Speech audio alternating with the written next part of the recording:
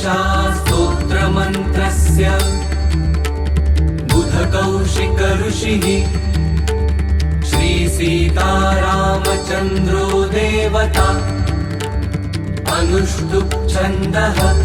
सीताशक्तिः श्रीमद्हनुमानकीलकम् श्रीरामचन्द्रप्रीत्यर्थे जपे विनियोगः अथ ध्यानम्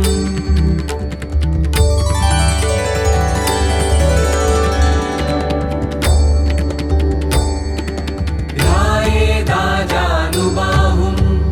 धृतशरधनुषं बद्धपद्मासनस्थम्